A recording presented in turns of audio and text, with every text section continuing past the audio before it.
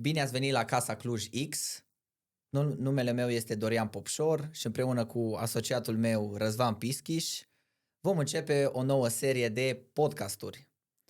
Casa Cluj este agenția noastră și X deoarece vom avea pe viitor invitat special care o să ne ajute cu educarea pieței imobiliare. Casa Cluj este o agenție specializată pe vânzări rezidențial, activă în Cluj. Ei bine, am creat acest podcast deoarece ne întâmpinăm de aceea situație zilnic. Proprietăți bune, în locații bune, care nu se vând. Da. Și aici multă lume spune că piața probabil este o problemă. Nu, vă spun, piața nu este în momentul de față o problemă, ci poziționarea proprietății este, în cele mai multe cazuri, motivul pentru care acea proprietate nu se vinde. Și de-a lungul anilor, atât ca și agent, cât ca și investitor și făcând parte dintr-o companie care se ocupă de dezvoltare imobiliară, am văzut clar ce funcționează și ce nu funcționează atunci când vrei să vinzi o proprietate, fie ea că este scumpă sau este ieftină. În acest episod vom vorbi concret despre două lucruri. De ce unele proprietăți bune nu se vând și cum vom construi aici la Casa Cluj X un indicator de preț corect bazat pe tranzacții reale, nu doar anunțuri. Vom folosi exemplele concrete și vom explica pas cu pas logica din spatele prețului, astfel încât proprietarii sau agenții imobiliari să înțeleagă ce se întâmplă și de ce se întâmplă în piața imobiliară din Cluj. Hai să începem cu o întrebare simplă. Dacă proprietatea e bună, de ce nu se vinde? Pentru că oricum este o piață activă, dar e selectivă, nu se mai vinde orice și diferența clară între cerere și ofertă. Acestea vor fi câteva subiecte. Și acum am o întrebare pentru tine, Răzvan. Ce tipuri de proprietăți se vând astăzi și de ce nu? Cele mai des întâlnite tipuri de proprietăți care se vând în momentul de față sunt proprietățile care se folosesc pentru locuință, adică care sunt pretabile persoanelor care vor să locuiască în respectiva proprietate. Mai de mult, chiar cu 2-3 ani în spate, majoritatea proprietăților care erau căutate erau apartamentele care se cumpărau pentru a fi date în chirie, acele în jargon folosit, dar proprietăți de investiție. Exact. Acum, pot să zic că majoritatea cumpărătorilor de pe piață sunt cumpărători care cumpără o proprietate ca să locuiască. Așa că merg și sunt vandabile apartamentele mici pentru prima achiziție, adică prima proprietate a persoanelor, tinere mai ales, dar mai ales proprietățile care sunt de vânzare pentru și sunt pretabile pentru familii, apartamentele de 3 și 4 camere. Deci piața nu e blocată, e selectivă. Da, într-adevăr. Sunt unele proprietăți care se vând foarte ușor și la prețuri record față de alți ani. Sunt proprietăți care nu se mai vând nici măcar cum se vedeau cu 2 ani de zile, din punct de vedere a poziționării de preț. Acum vom deschide un subiect nou despre învățare pentru proprietari și cumpărători. Și aș avea să-ți adresez o întrebare. Care e cea mai mare greșeală a proprietarilor vânzători? Acum, cea mai mare și prima care ne vine în cap este poziționarea. În primul rând, ce trebuie să înțelegem este că poziționarea nu înseamnă doar preț. Corect. Înseamnă adaptarea prețului la condițiile de piață, la tipul proprietății pe care vrei să o pui la vânzare și, bineînțeles, să faci o mică corelație între cererile existente și cui îi se adresează respectiva proprietate. Nu în ultimul rând, contează timingul. Nu este la fel să vinzi o garsonieră în decembrie, când cumpărătorii pentru tinerii care vin la facultate sunt destul de puțini pe piață, sau să pui o garsonieră de vânzare în august. Exact. Și care ar fi a doua greșeală, după părerea ta? Tot are o legătură cu prima, tot poziționarea. Poziționarea se face prin comparație. Ok. Este foarte la îndemână și majoritatea vânzătorilor, și chestia asta nu am spus-o numai eu, o spun foarte multe persoane care ies în public de la în domeniul imobiliar. Exact. Multă lume se orientează spre cu cât a vândut vecinul, în ce condiții a vândut, sunt proprietăți asemănătoare pe piață, ei se uită pe un anunț și văd, ok, uite, avem un apartament de 3 camere Mănăștur, care arată nu cu mult mai bun ca așa meu, dar el cere 200.000 de euro. Păi eu consider că a meu este cel puțin la fel de bun, poate care este mai bun, și atunci cer minim 200.000 de euro. Dar încep la 210, că să am de unde să scad. Cu speranța, ha. Da. Și următorul se uită la 210 și zice, păi, stai un pic, ăsta e într-o poziție proastă, el știe să facă o analiză mai bună, zice, păi da, ăsta e într-o poziție proastă, a mea e într-o poziție mai bună, păi a meu e 220. Se uită al treilea, tot așa ajungem ca prețurile să crească fără nicio noimă, fără creșteri reale de venituri, fără scăderi a dobânzilor. Și ajungem într-un punct în care piața se blochează și tranzacțiile nu se mai registrează. Se iau unii după alții aiurea într-un fel sau altul. Da, exact.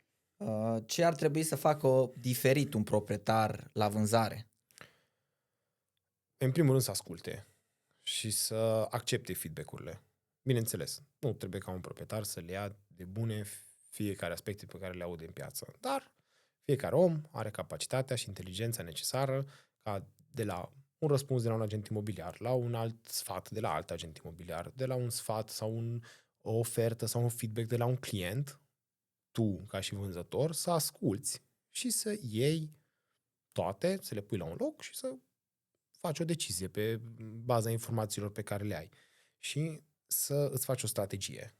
Adică, ok, m-am poziționat la un preț, am vrut să ies într-o anumită perioadă, vreau să vând apartamentul în acea perioadă de timp și toate lucrurile acestea să le ai clare și să ți le gândești înainte să ieși cu o proprietate la vânzare. Nu pe parcurs. E ca și cum mergi, cum place mie să spun de multe ori în ședințele noastre, mergi la război fără muniție.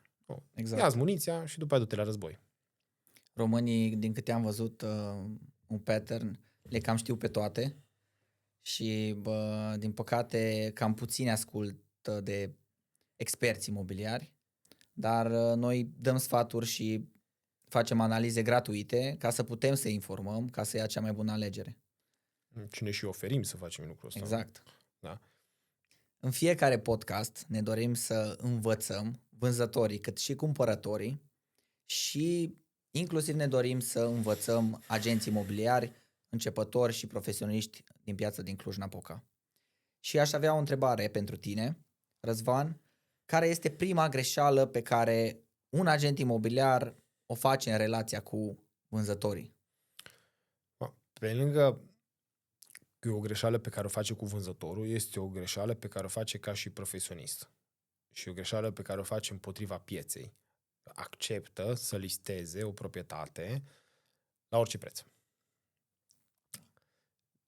Nu zic, și eu am făcut asta, și tu ai făcut asta, și cred că nu există agent imobiliar care a făcut asta, dar este un lucru pe care dacă noi ca și breaslă am educa-o, am ajunge să nu o mai facem. Eu cel puțin, la listările exclusive și la fel și tu, noi nu acceptăm să listăm o proprietate exclusivă doar de dragul de a avea portofoliu și de a avea listări exclusive.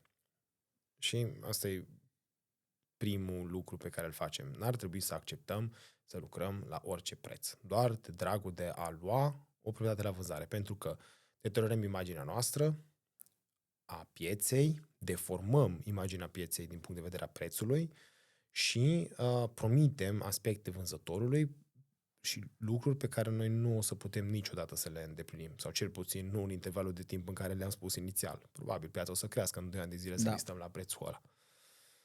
Foarte bine punctat aici. Și mă gândeam, oare ce nu îi explică agentul proprietarilor vânzători de teama să nu-l piardă? Exact ce am spus și înainte. Diferența dintre prețul de piață și prețul cerut. E momentul în care există prima vizită, sau a doua, sau a treia vizită dintre agentul imobiliar și proprietarul. Este un moment de frică. La mulți agenți imobiliari există un moment de frică să nu îi spună proprietarului prețul real cu care s-ar putea face o tranzacție. Și sunt perfect de acord ca la prima vizită să nu o faci. Pentru că, da, ai putea să ai așa de multă experiență să poți să știi din cap prețurile care s-au vândut, dar cred că și ai avea mai multă credibilitate și ai putea să o faci într-o manieră mult mai corectă, să te duci la birou, să o gândești, să analizezi. Toți avem în momentul de față tool-uri pentru a face niște analize comparative de piață. Exact. După ce te-ai uitat un pic ce s-a vândut, cum s-a vândut, ce iese de vânzare asemănător, după aceea te poți duce să faci o analiză de preț corect. Cu informații concrete. Exact. Și un lucru pe care, un hint sau un truc pe care aș vrea să-l dau mai departe colegilor din breazlă este urmărește ce fel de cereri ai. Pentru că tu dacă ești un agent imobiliar care lucrezi ai lucrat, nu știu, un an plin, e imposibil, dacă lucrezi bine, să ești o agenție imobiliară corectă, e imposibil să nu ai cereri, să nu ai cereri multe, mai ales în Cluj-Napoca. Atunci, uite-te la cererile tale. Ai cereri de 2 camere, un apartament de 2 camere în bloc nou la 300.000 de euro. Nu, nici una.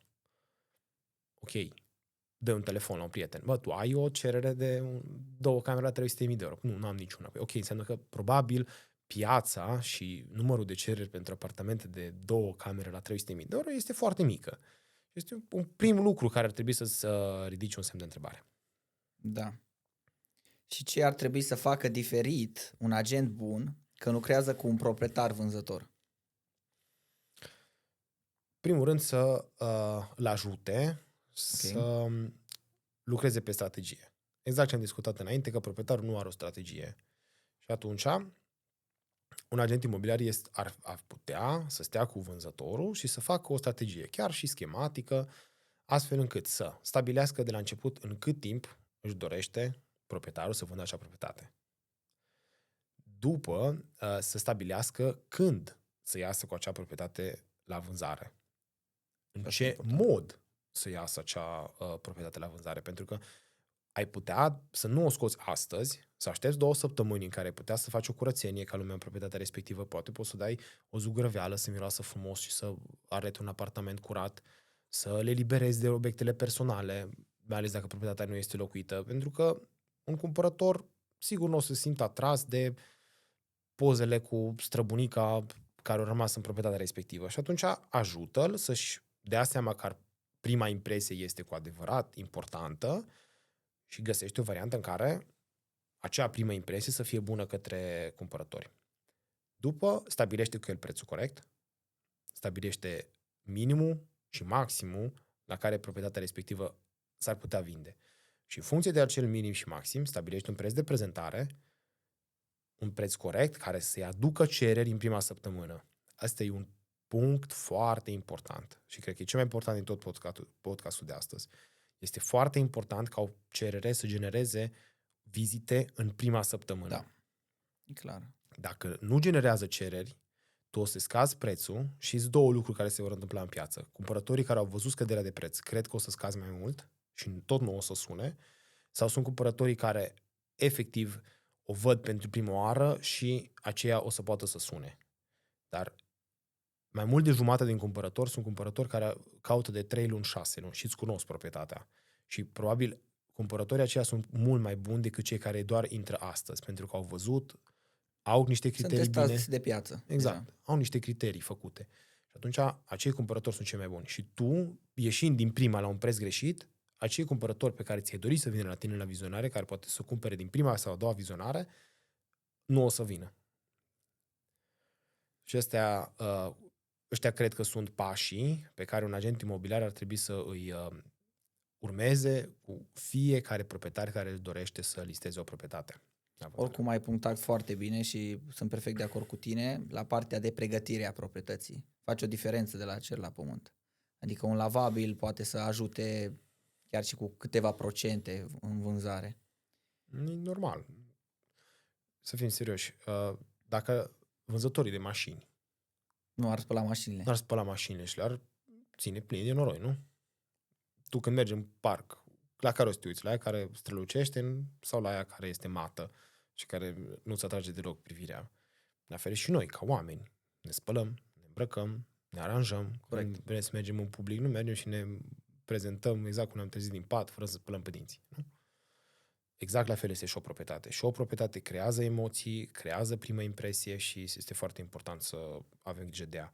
Și aș vrea să punctez aici un lucru. Dacă relația agent-proprietar nu este una corectă de la început, șansele ca reușita dintre respectiva relație comercială sunt foarte mici. Și de-aia e important de la început să stabilești cum vrei să lucrezi, cum o să lucrezi cu respectiva proprietate, iar proprietarul să fie conștient de toate lucrurile acestea și să știe toți pașii pe care vrei să-i urmezi.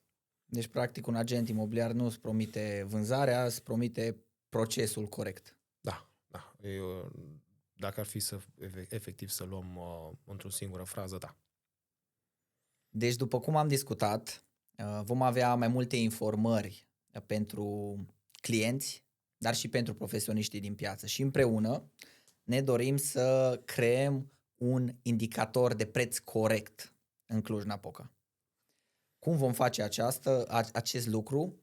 Prin tranzacții reale, fără prețurile de la anunțuri, și vom aduce o standardizare ca un fel de baseline la un apartament sau proprietate pentru o necesitate de renovare.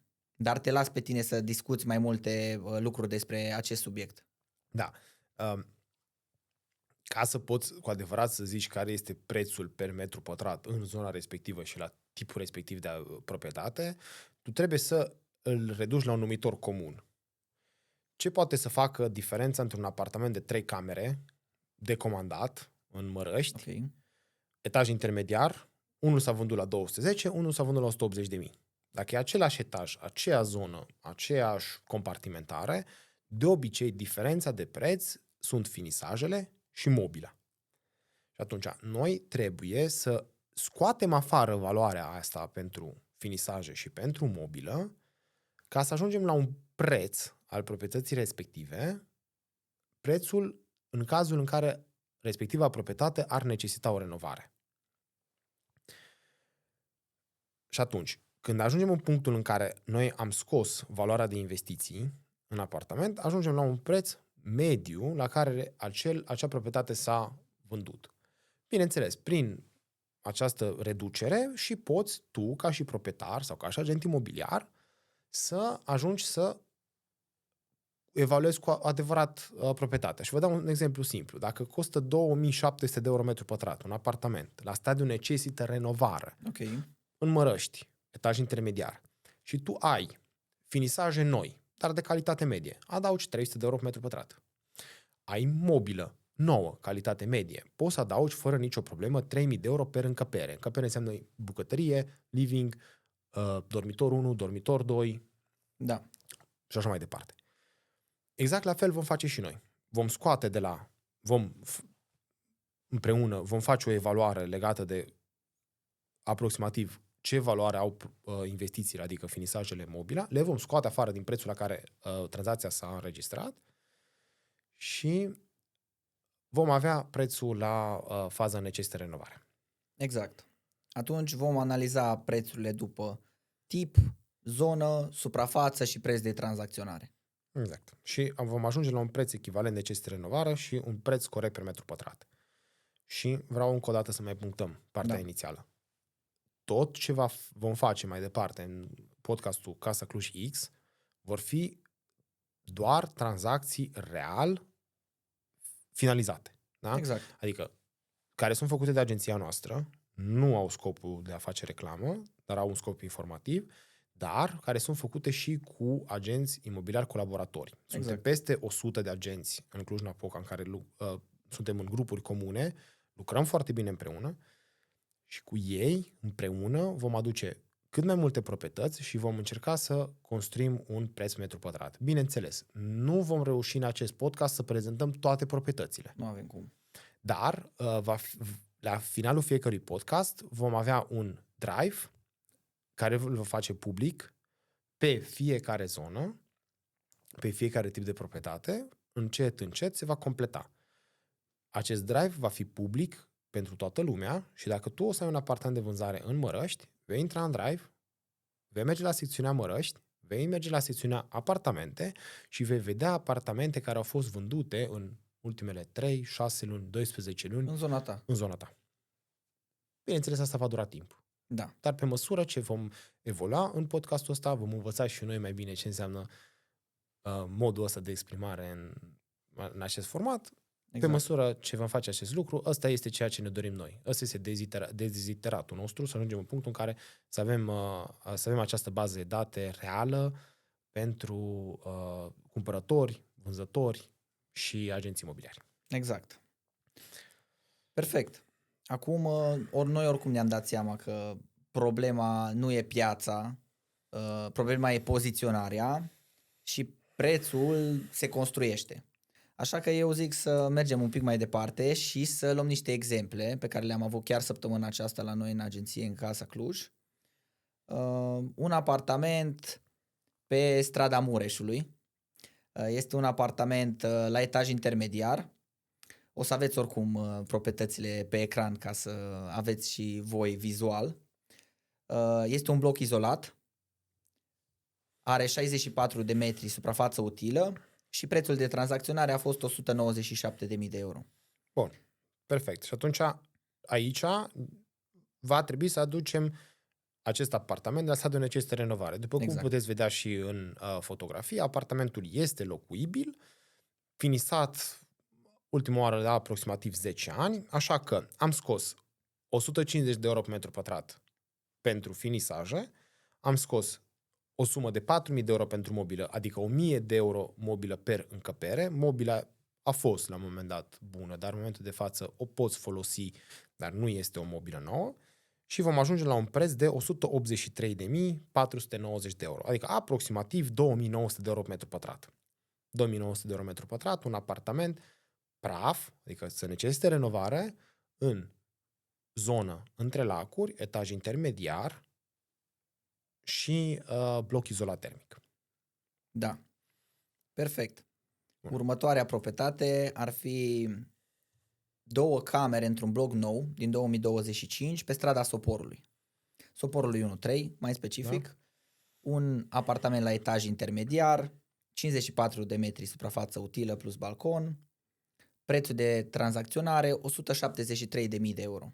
Fără parcare. Fără parcare, un apartament finisat frumos, foarte frumos, adică finisaje de lux. Da, sunt perfect de acord cu tine. Și tocmai de asta, la ora actuală, putem pentru tipul acesta de finisaj să-i acordăm scorul maxim, adică 500 de euro pe metru pătrat. Exact. Ajungi fără nicio problemă să, chiar proprietarul ăsta, de că nu mă înșel, a băgat undeva aproape de 30.000 de euro. 30.000, exact. Și atunci scădem 500 de euro pe metru pătrat, ajungem la 146.000 de euro preț de bază, adică 2.700 de euro metru pătrat. Deci un apartament semifinisat sau și la un stadiu un pic mai rău decât un semifinisat, în zona Soporului, 2.700 euro metru pătrat. Bineînțeles, prețul de tranzacționare a fost 173. Da. Deci 2.700 de euro metru pătrat ar fi prețul de bază. Prețul de bază, baseline. Exact. Perfect. O altă proprietate, apartament cu 2 camere pe strada Frunzișului, un bloc din 2005, neizolat, în Mănăștur. Un apartament la etaj intermediar, 52 de metri plus balcon, la 150.000 de euro. Deci apartamentul a fost 160, cu garaj, 150.000 de euro luăm doar suprafața utilă. Fără garaj. Exact. Ca și bloc? Bloc în 2005, neizolat. Ok. Apartamentul arăta undeva la mediu, era locuibil. După părerea mea, un nivel de finisaje cam de 200 de euro pe metru pătrat, adică asta ieșea undeva la 11.000 de euro, 1.000 de euro mobilă per încăpere, asta 2 camere plus bucătăria, ar fi 3.000 de euro și ajungem la un baseline, la necesită renovare, la 136.000 de euro. Luat la suprafața utilă, 2.600 de euro metru pătrat. Deci un apartament într-un bloc din, nu putem să-i spunem bloc nou. Nu este chiar nou, de 20 de ani. Da, și oricum sunt cunoscute blocurile în perioada respectivă, care sunt niște blocuri un pic mai slab calitative. Da.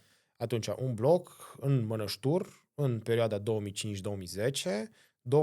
de euro metru pătrat, dacă ar fi la stadiul necesită renovare. Iar de aici, dacă tu ai un apartament de vânzare în Mănăștur, într-un bloc similar, știi că poți să-ți faci singur. Cum arată? Este perfect finisat, este nou finisat, adaugă 300-400 de euro metru pătrat. Cum arată mobila? Da, este într-o stare perfectă de funcționare, dar am făcut acum 3 ani. Ok, atunci adaugă 2-3.000 de euro per încăpere. Da. Atunci ajungi la un preț tranzacționabil comparabil cu ceea ce am vândut noi, care asta a fost și o vânzare destul de rapidă, în mai puțin de 3 zile sau 4 zile de la listare, nu? Da, foarte puțin. Foarte puțin. Și atunci mai avem un apartament de 2 camere decomandate pe strada Fabricii de Zahăr. Asta chiar Superb a fost apartamentul. Da, chiar un apartament extraordinar de frumos. Rar cineva să facă un apartament într-un bloc vechi, să își dea așa de mult interesul în a-l finisa, al mobila, în a-i gândi fiecare spațiu, în a aduce pereții la un stadiu de nou, a face toate instalațiile electrice, sanitare, termice. Deci de asta, și la acest apartament, îi vom da calificativul maxim de 500 de euro pe metru pătrat finisaj. Exact. Clar. Da? Nu sunt, poate, materiale la fel de scumpe folosite ca și la apartamente de pe Soporului, dar știm cu toții că este mult mai scump să finisezi un apartament de la un apartament praf Este. decât de la un semifinisat. Și atunci putem să spunem că suntem cât de cât echivalenți cu acest lucru. Prețul de vânzare la acest apartament, 185.000 de euro.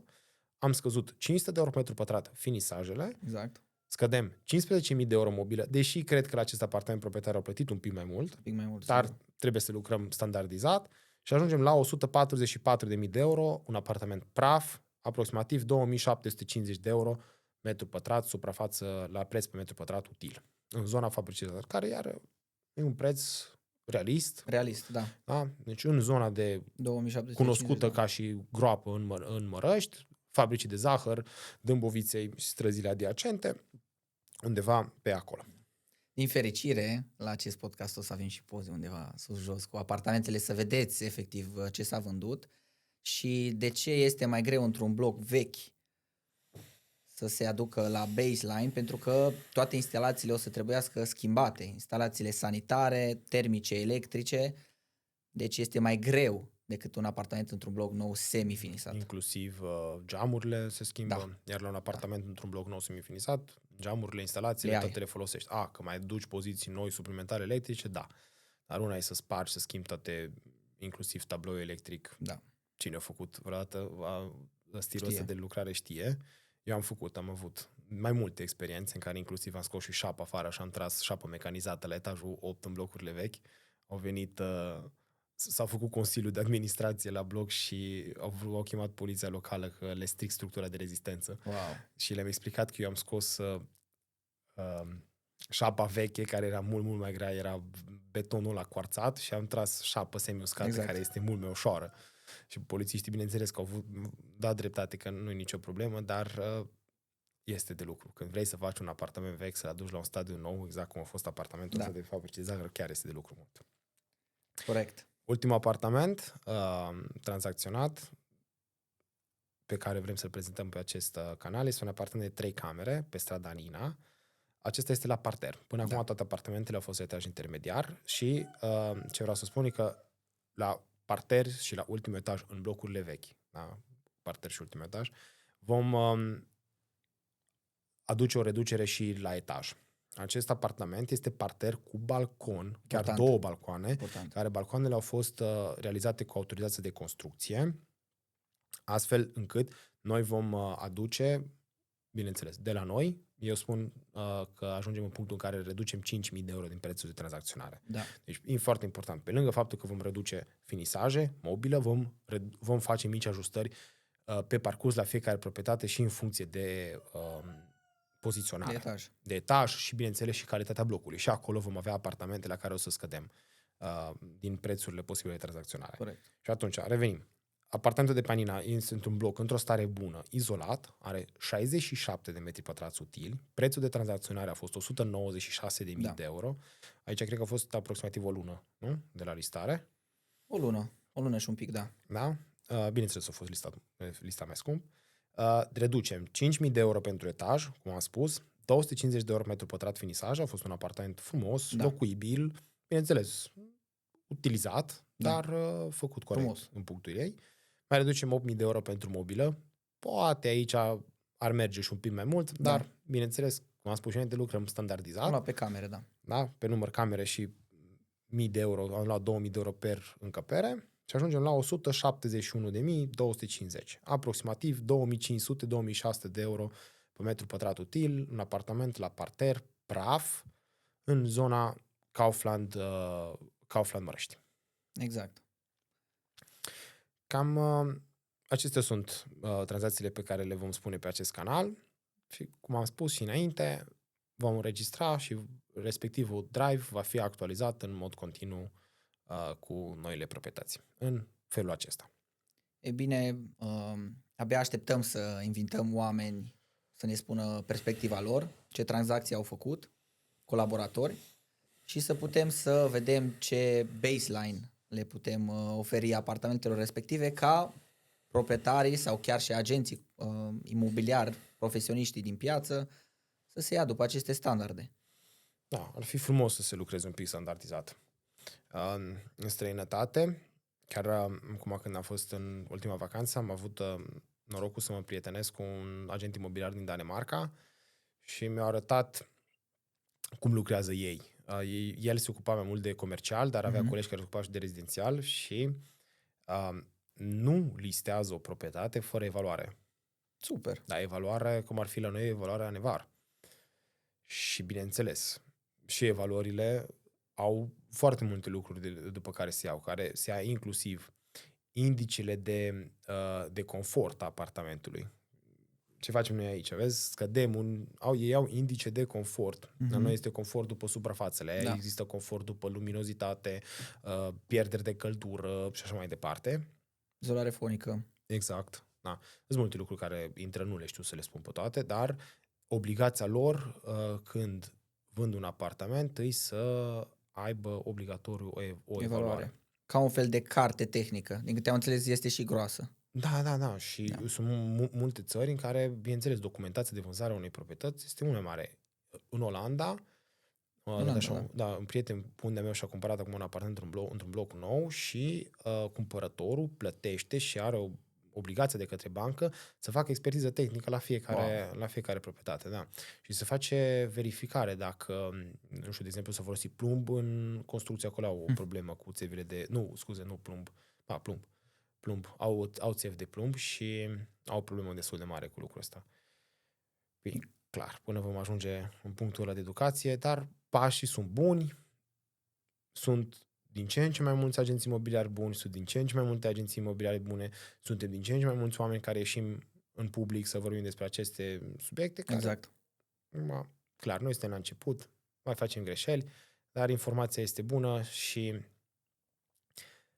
așteptăm de la voi, bineînțeles, dacă ați urmărit până în punctul ăsta, să veniți cu idei, cu întrebări și ca la următorul podcast să reușim să facem o secțiune în care să adresăm și să răspundem întrebărilor care au venit pe măsura acestui podcast. Mulțumim mult încă o dată, Dorian Popșor și Răzvan Pischiș. Sperăm să fim aici cu voi cât de mult timp posibil. Mulțumim mult!